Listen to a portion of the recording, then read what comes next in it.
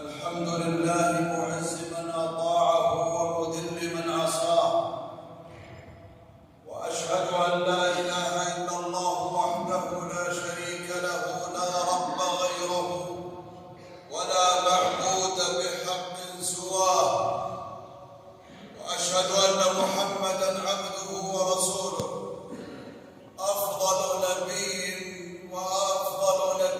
وأشرفه وأزكاه، صلى الله عليه وعلى آله وصحبه وسلم تسليما كثيرا. يا أيها الذين آمنوا اتقوا الله وقولوا قولا سديدا يصلح لكم أعمالكم ويغفر لكم ذنوبكم، ومن يطع الله ورسوله فقد فاز فوزا عظيما. أما بعد، أيها الإخوة في الله، أيها المؤمنون بالله جل جلاله، أولياء الأمور، كنز عظيم تركناه وغفلنا عنه، وهذا هو الكنز الذي ينفعنا بعد موتنا. ترك لنا رسولنا صلى الله عليه وسلم في هذه الحياة الدنيا أهدافا نبوية استراتيجية خطط لنا فيها رسولنا صلى الله عليه وسلم أن نعمل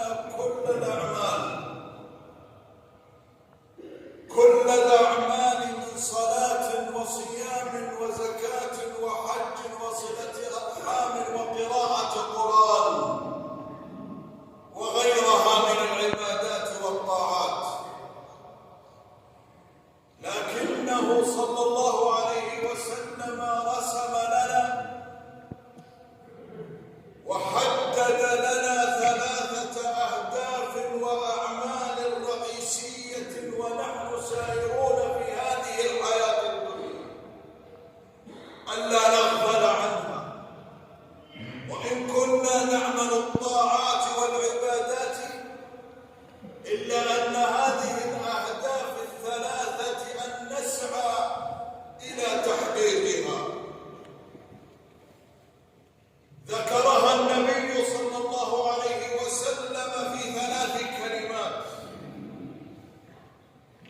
فقال عليه الصلاة والسلام: خير ما يخلف الرجل من بعده 3: ولد صالح يدعو له، وصدقة جارية يبلغه أجرها، وعلم يعمل به من بعده.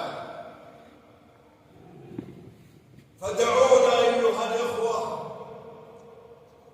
في هذا اليوم المبارك نأخذ هدفا واحدا مهما، وخاصة في هذا الزمان وفي هذا الوقت، ألا وهو ولد صالح يدعو له.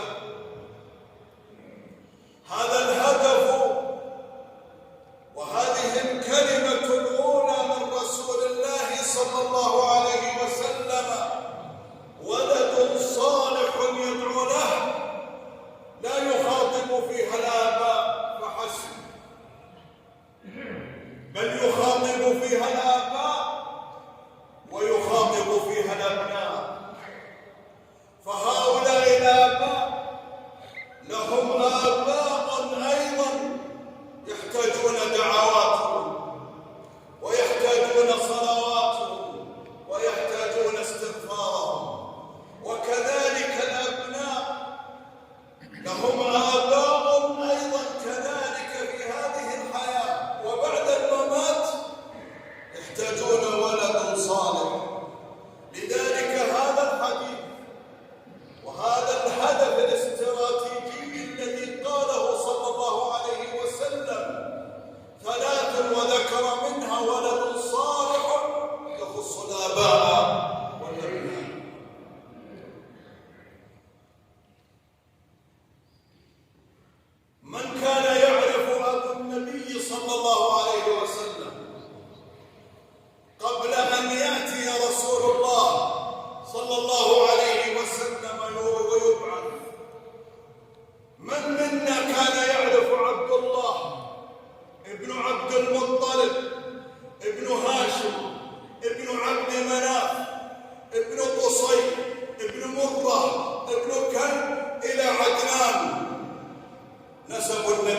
صلى الله عليه وسلم إلا بهذا الابن الصالح النبي الكريم صلى الله عليه وسلم.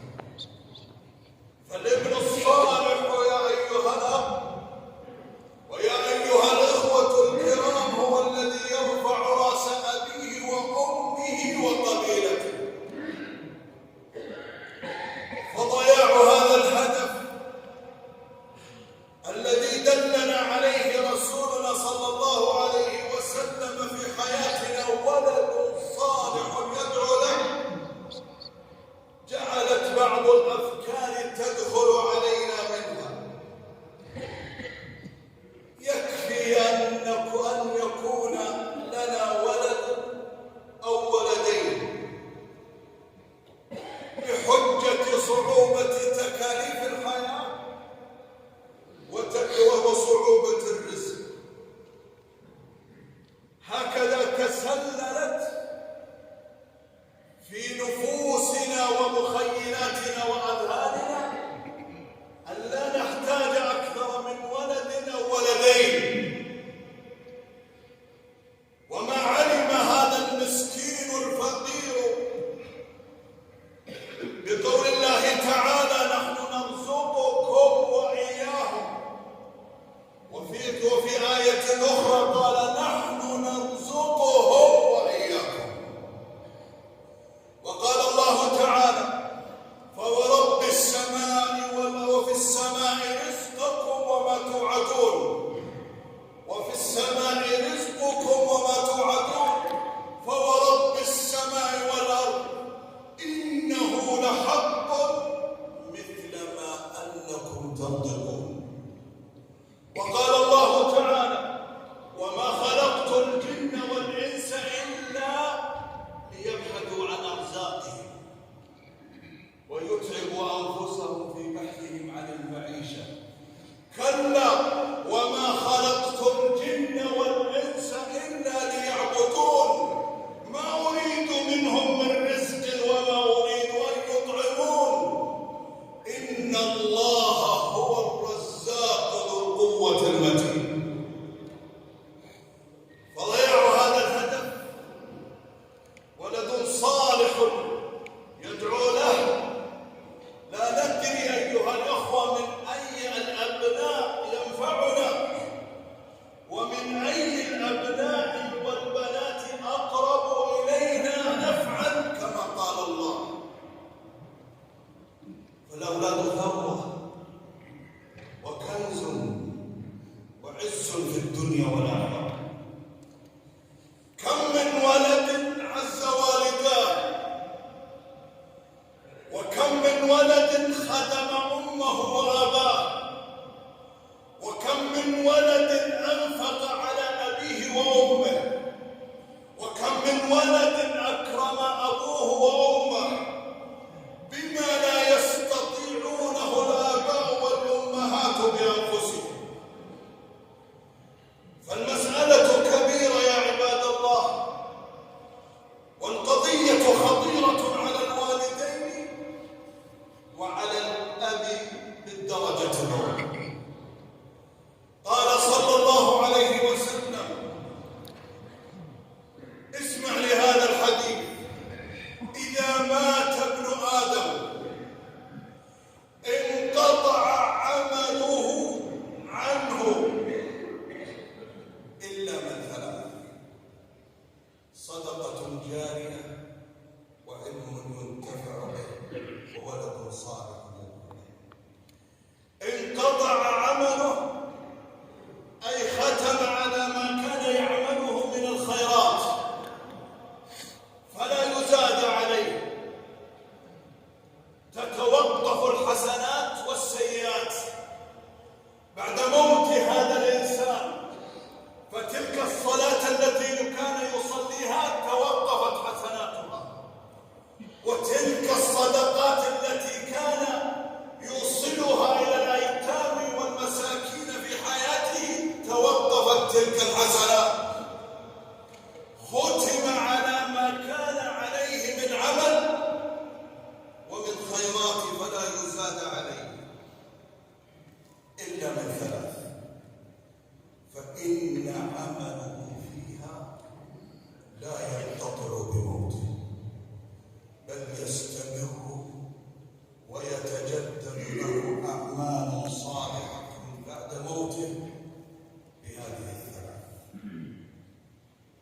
أليست أهدافا رئيسية نبوية استراتيجية في هذه الحياة نحن غافلون عنها؟ وهذه المذكورات الثلاث التي قالها صلى الله عليه وسلم في هذا الحديث هي مضمون قول الله تعالى: إنا نحن نحيي الموتى ونكتب ما قدموا وآثارهم وكل شيء أحصيناه في إمام مبين. فمن الأخير حتى لا نطيل، فمستقبل أبناؤنا يا عباد الله ليس النجاح الدنيوي فقط، وإن كان النجاح والتفوق الدراسي مهم وهو أمر في غاية الأهمية ونسعى إليه ونبذل الصعاب والسهل من أجله، ولكن النجاح الحقيقي هو نجاح الآباء والأمهات في صلاح الأبناء والبنات والله. هو مشروع تجاري استثماري مع الله تبارك وتعالى لكل أب وكل أم. لماذا يا عباد الله؟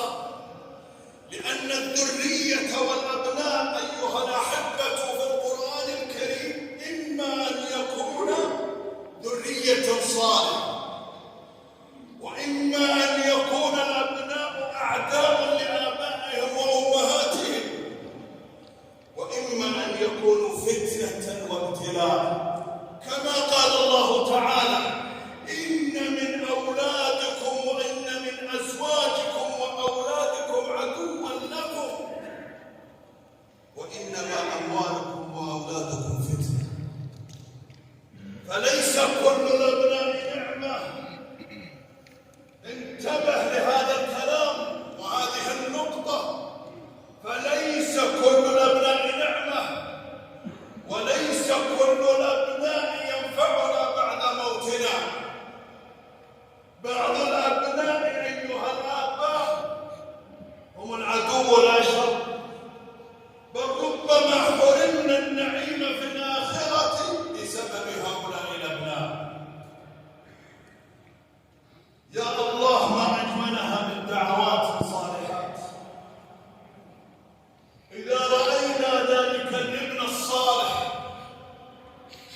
قلنا هذا ابن فلان رحمه الله، أو العكس إذا رأينا فاسدا قلنا هذا ابن فلان حسبي الله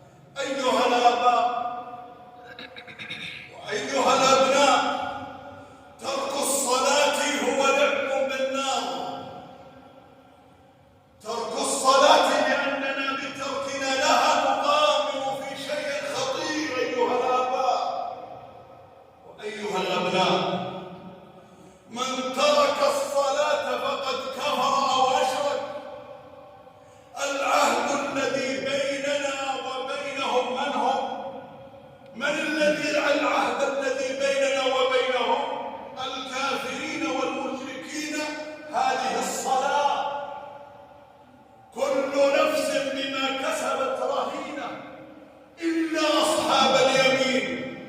أصحاب اليمين في جنات يتساءلون عن المجرمين ما سلككم في سقر. ماذا كان الجواب؟ أول جواب قالوا لم نكن من المصلين. وأول ما يحاسب به العبد يوم القيامة الصلاة. الصلاة أيها الآباء وأيها الأبناء وأيها الشباب خط أحمر ولعب بالنار. فمتى ما أقام الابن ومتى ما قامت الفتاة والبنت بالصلاة، ما لا يعني ذلك ستنتهي مشاكل كثيرة ونغلق ملفات كبيرة خطيرة. ما هو سبب ضياع أبنائنا؟ ما هو تيهان أولادنا اليوم؟ ما هو سبب ضياع فتياتنا وبناتنا اليوم من معاكسات وترك حجاب وتبرج وسفور؟ ما هو السبب لتلك المشكلات الكبيرة والملفات الكثيرة؟ هو تخلفهم عن هذه الصلاة.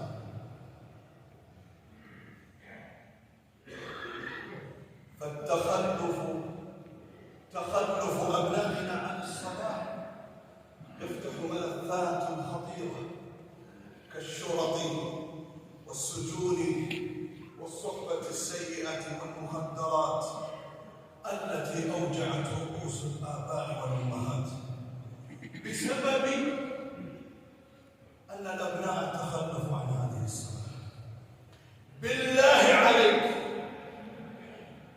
ائتي لي بنموذج من أبنائنا محافظا على هذه الصلاة، وإن كان عنده تقصير في أشياء أخرى إلا أنه محافظا على هذه الصلاة جماعة مع المسلمين فجرا ظهرا عصرا مغربا عشاء 5 صلوات في اليوم والليلة. ائتي به لي إن كان عنده مشاكل نفسية أو أسرية أو اجتماعية أو دراسية.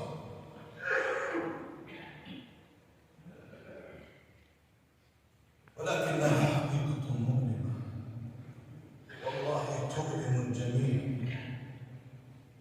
الجميع آباء وأمهات. أننا صرنا نرى أبناءنا الصغار. كنا بالأمس نرى المراهقين فقط. إذا راهق الابن أو بلغ في عمره وفي سنه انحرف قليلا وبدأت الصلاة تتثاقل عليه. لكن اليوم أيها الأخوة أبناؤنا لا يصلون، صغارا ومراهقين وكبار. اليوم في صلاة الفجر غادر الأب من بيته لصلاة الفجر وأبناؤه نائمون.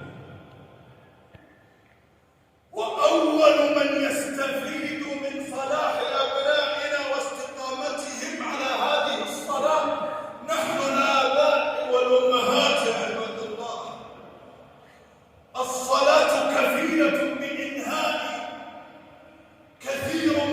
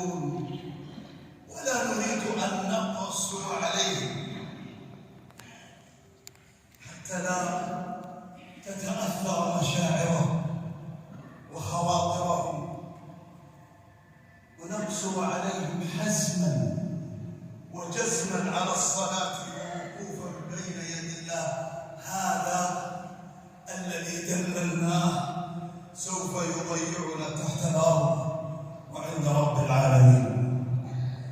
إذا رأينا الابن يعبث بأوقات الصلاة ويصلي الفجر مع الظهر ويصلي الظهر والعصر قبيل المغرب وعابث وتائه في الصلاة ونحن ساكتون، فاعلم أن هذا الابن إذا ما تداركته من الله رحمة لربما أنه آذانا يوم القيامة. كلكم راع وكلكم مسؤول عن رعيته.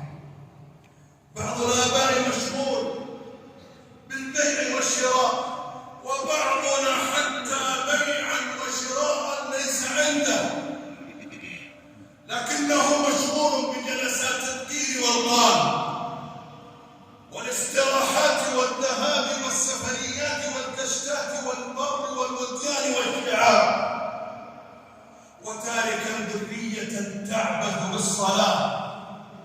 ولربما أولادنا وبناتنا تركوا الصلاة أياما وأياما وهم من صلب رجل مؤمن صالح. أليس بعض الآباء يقول أبنائي لما كبروا وبلغوا سن المراهقة والبلوغ ووصلوا الثانويات والجامعات فصاروا لا يطيعونني أبدا. لماذا؟ لأن بعض الآباء ما أطاع الله في أبنائه فسلط أبنائه عليه. ألم يأمر الله جل وعلا وهو الرحمن الرحيم بالناس ألا يعلم من خلق وهو اللطيف الخبير فخلق هؤلاء الأبناء، وأمر نبيه صلى الله عليه وسلم أن يأمر الناس أن يضربوا أبناءهم على الصلاة ل10. من أمر بهذا؟ أليس هو أرحم الراحمين الله تبارك وتعالى؟ ومن الذي أمر الناس بهذا الأمر من الله تبارك وتعالى؟ أليس هو الذي أرسل للناس رحمة للعالمين؟ وقال اضربوهم ل10. إذ لم نضرب أبناءنا على الصلاة ل10 يخشى أن يضربنا هو إذا أمرناه. الأبوة ليست عروقا ودماء ورعاية من طعام وشراب ومسكن ولباس وسيارة. الأبوة دين وتربية. نوح عليه السلام له 4 أبناء، لما أن أحدهم كفر وأطاع الكافرين قال يا بني اركب معنا ولا تكن مع الكافرين. قال سآوي إلى جبل يعصمني من الماء. قال نوح لا عاصم اليوم من أمر الله إلا من رحم، وحال بينهما الموت فكان من المغرقين. فتحركت عاطفة الأبوة، ولا يلام نوح الابن من صلب هذا النبي، فأراد عليه السلام أن يشفع له. قال يا رب إن ابني من أهلي. ماذا كان الجواب من الله تبارك وتعالى لنوح لما طلب هذا الطلب؟ إن ابني من أهلي يا رب. عاتبه ربنا جل جلاله عتابا شديدا. إنه ليس من أهلك.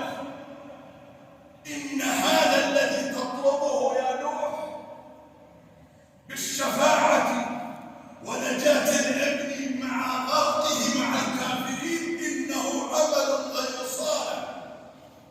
هذا طلب باطل الشفاعة ولا أن تذكر له. لما يا رب؟ لأنه ليس له. فيا ولدي يا بني قلها وارفع بها رأسك وارفع بها صوتك. يا أبت سأكون بإذن الله الولد الصالح، الولد الصالح الذي يرفع رؤوسكم ولا ينقطع العمل بعد موتكم يا أبي ويا أمي، وبارا بكم في حياتكم وبعد مماتكم. يا أبي ويا أمي سأبذل كل جهد بإذن الله أن أكون سبب عزكم في الدنيا والآخرة. أنا يا أبي ويا أمي سأكون هذا الولد الصالح من بين إخواني وأخواتي الذي لا ينقطع عملكم بعد موتكم بسببي، لأنكم كنتم سبب وجودي في هذه الحياة. قلها يا بني وارفع بها صوتك ولا تخجل. ويا أيها الآباء نحتاج والله أن نعود إلى أبنائنا، وخاصة في هذا الزمان وفي هذا الوقت الذي وانفتح باب الشهوات والشبهات والإلحاد. نحتاج أن نعود إلى أبنائنا إذا أردنا أن يكون هؤلاء الأبناء أولا نورا في قبورنا وعملا صالحا بعد موتنا.